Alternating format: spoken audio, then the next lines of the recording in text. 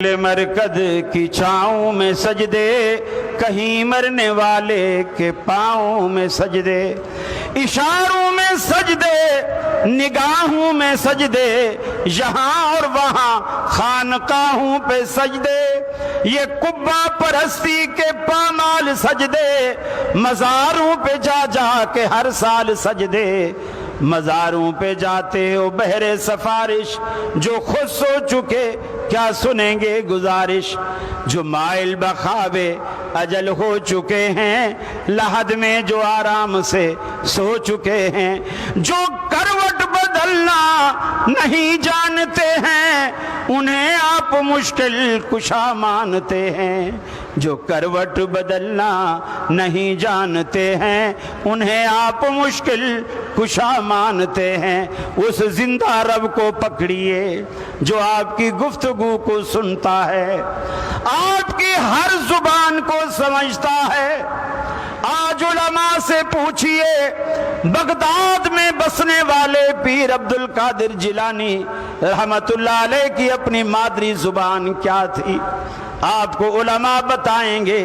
Baghdad میں بسنے والوں کی آج بھی مادری زبان عربی ہے، سو پیر صاحب کی بھی مادری زبان عربی تھی، انہیں اردو نہیں آتی، انہیں پنجابی نہیں آتی، انہیں سرائکی نہیں آتی، انہیں سندھی نہیں آتی، انہیں بلوچی اور پشتو نہیں آتی، انہیں انگریزی نہیں آتی۔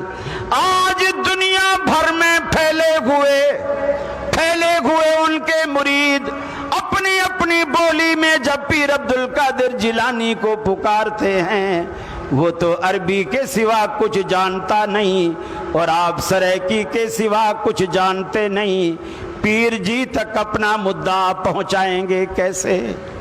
ایک رب کی ذات ہے، آج دنیا میں گونگا بھی رب العالمین سے خر خر کر کے کچھ مانگے، اللہ رب العالمین اس کی خر خر کے مطلب کو بھی سمجھتا ہے۔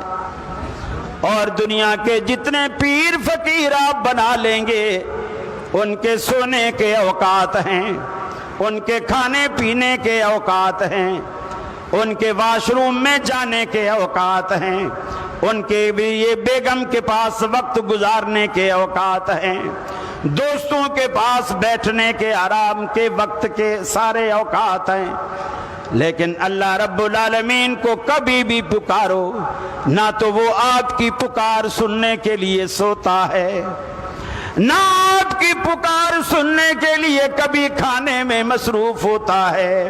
وَهُوَ يُطْعِمُ وَلَا يُطْعَمُ، ارے ساری کائنات کو نعمتیں کھلاتا ہے مگر خود کھانے سے پاک ہے، ساری کائنات کو منرل واٹر جیسی نعمتیں پلاتا ہے مگر خود پینے سے پاک ہے، ساری کی ساری کائنات کو رات بھر میٹھی نیند سلاتا ہے مگر خود سونے سے پاک ہے، اور ایسا پاک ہے لا تأخذہ سنۃ ولا نوم، ارے نیند تو دور کی بات ہے، اسے بیٹھے بیٹھے کبھی جھٹکا نیند کا جسے آپ اونگ کہتے ہیں، اللہ اونگ سے بھی پاک ہے۔ اللہ رب العالمین کسی طرح بھی آپ سے غافل نہیں، پھر تو بھی رب العالمین سے غافل نہ ہو۔ توحید اتنا آسان سبجیکٹ ہے، آپ اس کی چھوٹی چھوٹی چیزوں پر غور کرنا شروع کیجئے، چھوٹی چھوٹی چیزوں پر غور کرنا شروع کیجئے، ہر چیز آپ کو توحید کا درس دے گی۔ آپ کی ٹیبل پر آپ کے میزبان نے ایک گلاس ناشتے کی ٹیبل پر دودھ کا رکھا ہے، آپ نے ہاتھ میں پکڑا، ہاتھ میں پکڑنے کے بعد پینے سے پہلے رک کر ذرا یہ تو سوچئے، آپ کے ظرف میں آنے والا یہ سفید اور شفاف، یہ ٹھنڈا اور میٹھا خوش ذائقہ دودھ کس نے بھیجا، کیسے بھیجا؟ فرمایا وَإِنَّ لَكُمْ فِي الْأَنْعَامِ لَعِبْرَةً نُسْقِيكُمْ مِمَّا فِي بُطُونِهِ مِنْ بَيْنِ فَرْثٍ وَدَمٍ لَبَنًا خَالِصًا، لبنا خالصا، فرمایا جو تیرے ظرف میں یہ دودھ کا گلاس آیا، اس کے پینے سے پہلے اتنا سوچ یہ کہاں سے آیا، کن پروسیس سے گزر کر یہ تیرے پاس آیا۔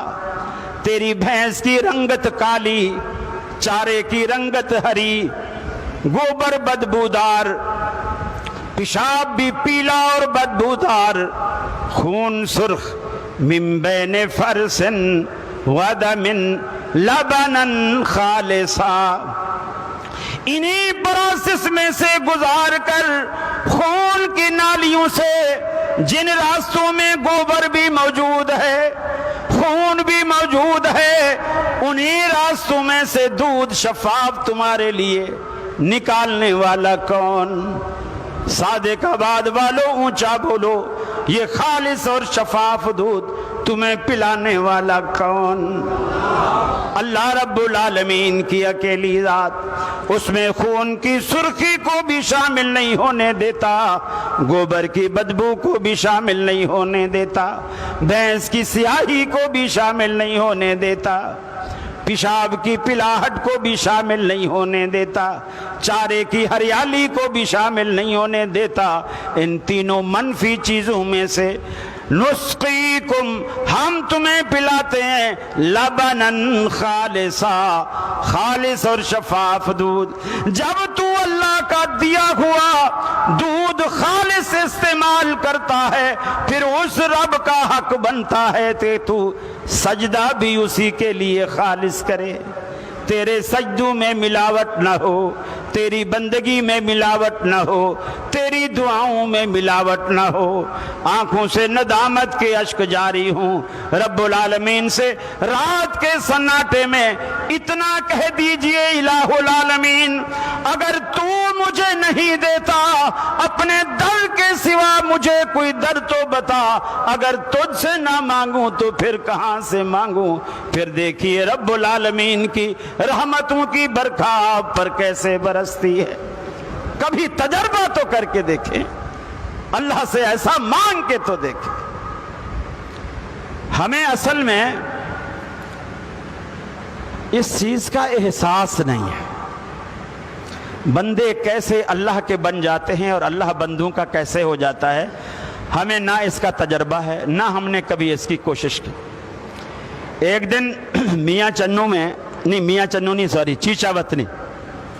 چیچا وطنی میں پروگرام تھا، میں ملتان ایئرپورٹ پہ اترا، وہاں سے کچھ ساتھی چیچا وطنی کے مجھے لینے آئے، جو لینے آئے جن کی گاڑی تھی وہ وکیل صاحب تھے، اور جہاں پروگرام تھا اس ادارے کے، وہ چیچا وطنی میں بہت بڑا ادارہ ہے، اس کے والد اس کے محتمم تھے۔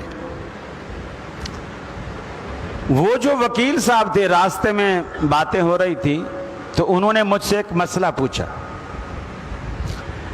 کہنے لگے قاری صاحب یہ کیا ہو سکتا ہے؟ میں نے کہا کیا ہو سکتا ہے؟ کہنے لگے ہمارے علاقے میں یہ جو مولانا عبد المنان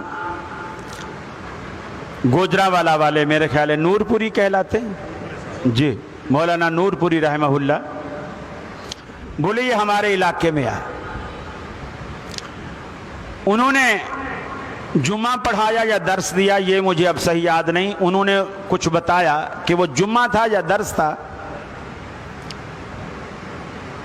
نیک آدمی تھے۔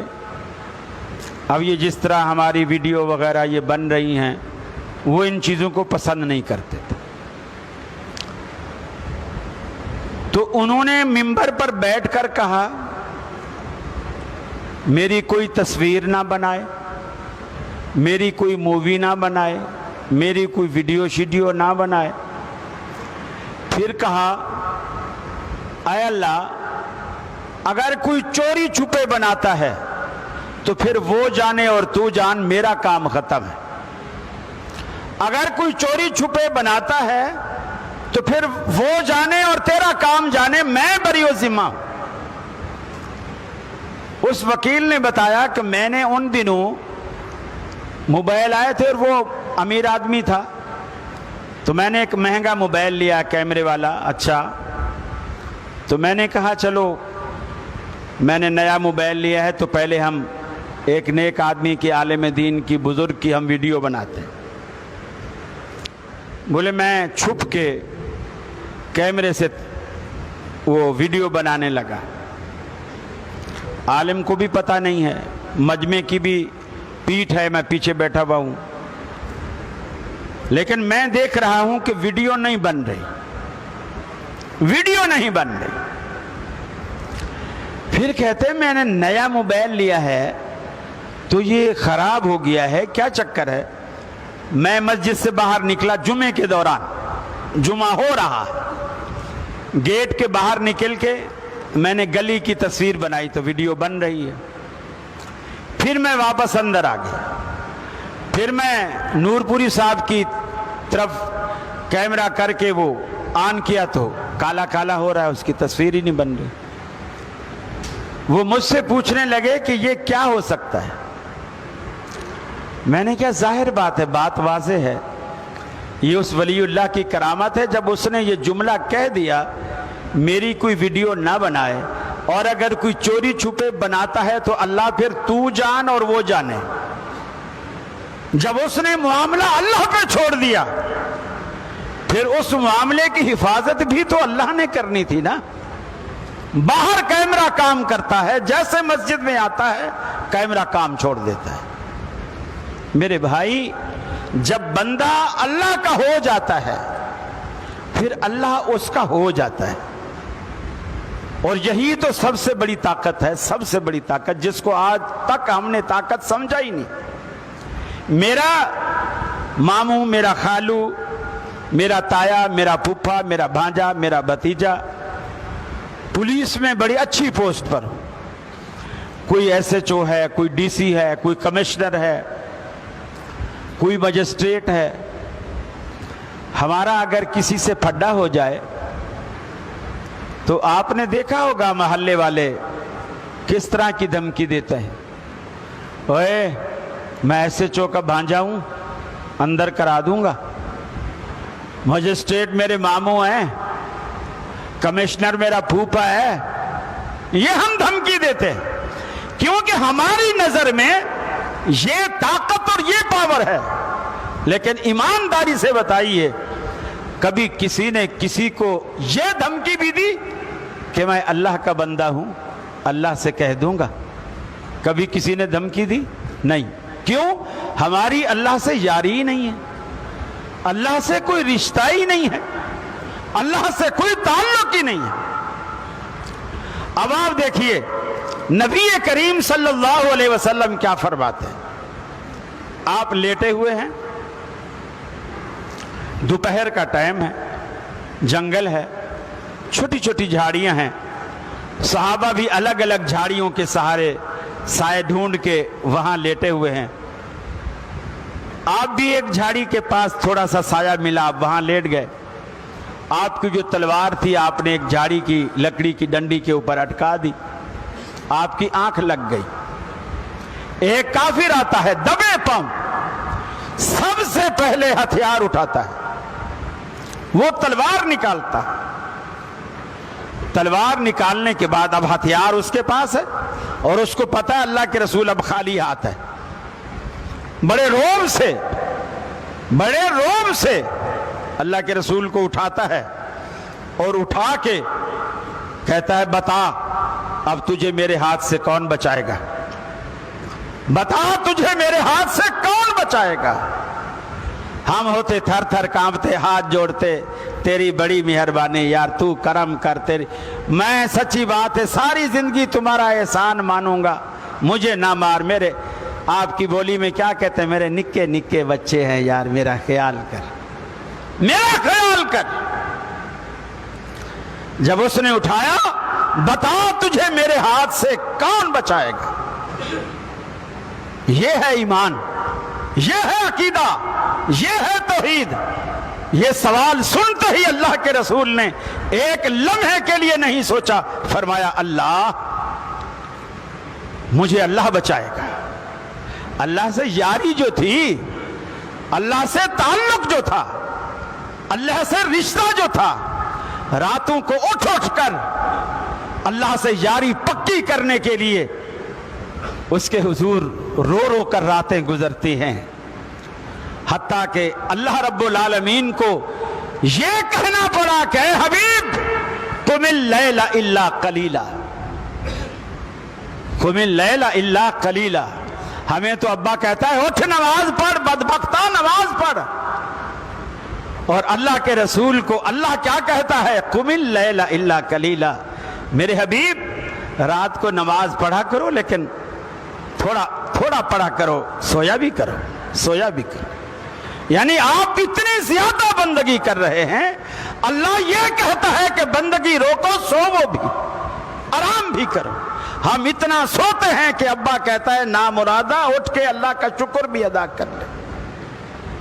بڑا فرق ہے اللہ سے تعلق کا۔ آپ فرماتے ہیں اللہ بچانے والا ہے، یہ کہنا تھا اس بدبخت کے ہاتھ ایسے کانپنے لگے جیسے انگلیاں کھلی، تلوار نیچے گر گئے۔ آپ نے تلوار اٹھائی، فرمایا اب تو بتا، مجھے تو میرے رب نے بچا لیا، اب تو بتا تجھے کون بچائے گا، تجھے کون بچائے گا؟ یہ ہوتی ہے رب سے یاری۔ اسی لیے قرآن میں اللہ کے حبیب نے کفار کو چیلنج کرتے ہوئے فرمایا ان ولی اللہ الذی نزل الکتاب وہو یتولی الصالحین، میرا دوست اللہ ہے اور وہی صالحین کا دوست ہے۔ سارے کے سارے جمع ہو جاؤ، میرے خلاف تدبیریں بناؤ، مجھے مہلت نہ دو۔ کفار نے کہا تم اکیلے ہمارا کیسے مقابلہ کرو گے؟ آپ نے فرمایا ان ولی اللہ، میں تمہیں اکیلا دکھتا ہوں، میں اکیلا ہوں نہیں، میرے ساتھ اللہ ہے۔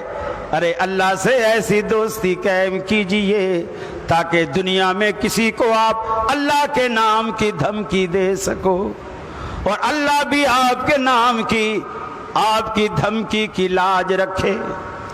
اللہ کے حبیب نے ایسے نہیں فرمایا۔ اے عمر، مسلم کی روایت، ایک اویس کرنی نام کا شخص آئے گا، اپنی ماں کی اتنی خدمت کرتا ہے، اتنی خدمت کرتا ہے، اس کا رب ماں کی خدمت کی وجہ سے اس سے اتنا خوش ہے کہ اللہ کی قسم وہ زبان سے کچھ بھی نکال دے، عرش والا اسے فوراً پورا کر دیتا ہے۔ اے عمر، اگر تیری اس